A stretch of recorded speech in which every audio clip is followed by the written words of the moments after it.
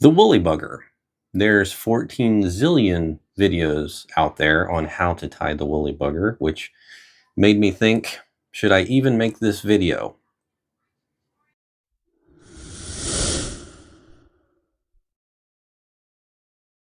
Now, that being said, as a fly fisherman, I do not feel that I can have a fly fishing channel without tying the woolly bugger. It's one of the greats.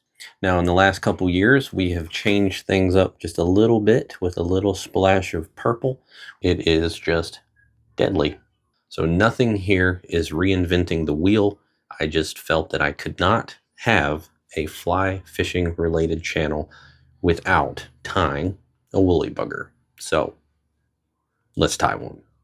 A solid 90+% of the time, I'm going to be fishing a woolly bugger on a size 6 2x long nymph hook. I went ahead and got a little bit of lead on there.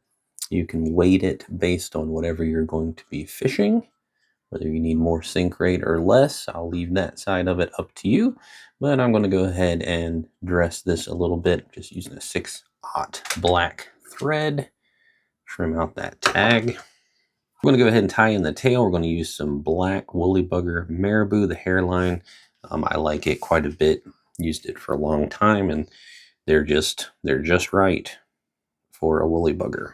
So we'll establish the length of our tail just by measuring that marabou to the length of the hook. And that's what we will extend off of the rear. And I'm just going to lash that down. If we get a little bulky here, it's not the end of the world. This is a woolly bugger, so we want a little bit of bulk to it. You can tie woolly buggers with pretty much just all marabou. If you want to continue to just tie it in, wrap the marabou up the body, makes a very nice buggy woolly bugger. So let's get us some flash in there. I'm just using some pearl crystal flash, and I'm going to lay those in right there on the side. Tie them down. I cut these long so that I can tie it in on this side closest to me, get it lashed in, and then we'll just take it across and tie it in on the far side. There's no point in messing with a bunch of little fiddly bits of crystal flash when you can do it in one quick go. Now, in terms of trimming that, I do tend to trim it just slightly longer than the marabou. Then that flash will trail a little bit behind the marabou as you fish it.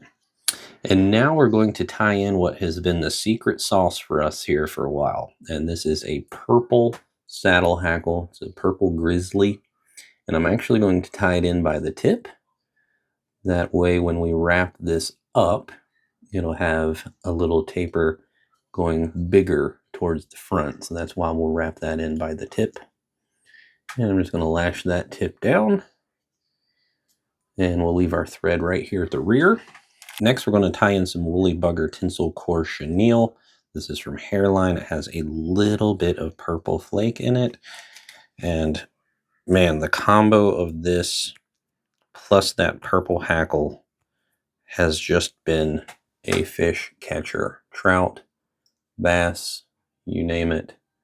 They love this black and purple combo. And really started fishing this particular combo because purple's worked so well for us in psycho prints. It's worked really well for us with the purple haze, etc. Fish just really respond super well to purple. So I stripped a little bit of fibers off of that chenille, tied that in, and now we're just going to wrap that right up the body.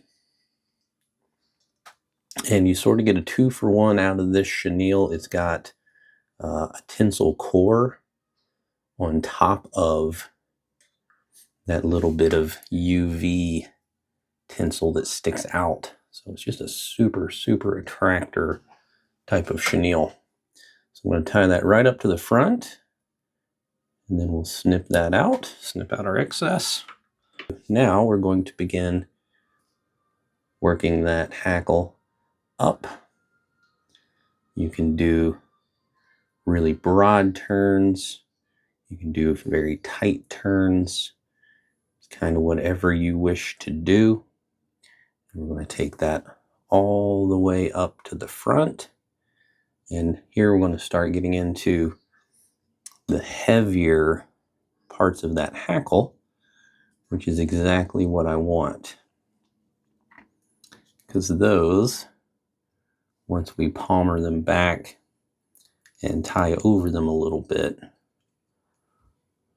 sort of drape back over that body, it's going to give us even more movement. I'm going to come in and try to leave some of those long fibers we have there by just cutting out the tip of that feather. You see it will leave a lot of that behind. If you just hack all that out, you're going to lose a lot of your hackle. So now we'll just build up a good head here. Just going to lay a little bit of that hackle back ever so slightly. Get a nice clean head on there. And then we'll whip finish. Okay, go ahead and whip finish. There we go. We have seen on the water that this purple really enhances this pattern. We fished this side by side with straight black woolly buggers, all white woolly buggers, and there is just something about this purple that straight up turns fish's heads like money. It's pretty commonly known now that purple is a very special color in the fly fishing world, and this woolly bugger will get it done. Tight lines.